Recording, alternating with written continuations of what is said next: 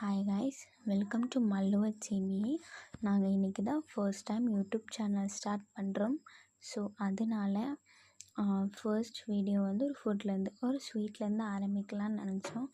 அதுக்காக நான் இங்கே முதல்ல ஒரு பன் எடுத்து அதை 2 பீசஸாக கட் பண்ணிக்கிறேன்.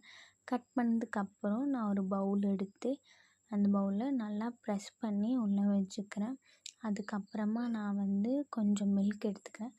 மில்க் நல்லா நீங்கள் சூடு பண்ணி எடுத்துக்கிட்டு நல்லா ஆற வச்சுக்கோங்க. அதுக்கப்புறம் கொஞ்சம் சுகர் ஆட் பண்ணிக்கோங்க.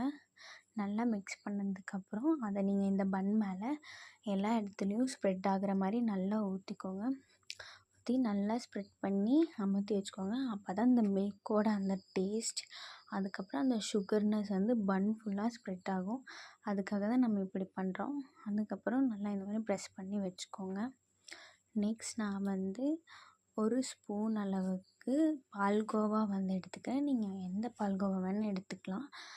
நம்ம கடையிலலாம் போனால் 20 or 30 ருப்பீஸ்க்கு ஒரு பால்கோவா இருக்குது. அது கூட நீங்கள் வாங்கிக்கலாம். அது கூட உங்களுக்கு தாராளமாக பற்றும்.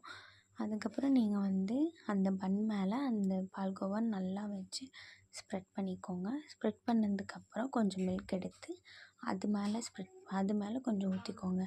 அதுக்கப்புறம் இப்போ நம்ம வச்சுருந்த இன்னொரு ஹாஃப் பன்னை எடுத்து அதில் நான் கொஞ்சம் ஜாம் வந்து இந்த மாதிரி தடவிக்கிறேன்.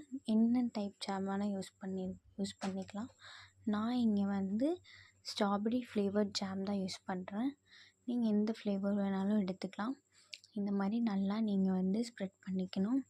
எல்லா இடத்துலையும் படுற மாதிரி ஸ்ப்ரெட் பண்ணிக்கோங்க. அப்போ தான் இன்னும் டேஸ்டியாக அந்த ஸ்வீட் நம்மளுக்கு வந்து வரும்.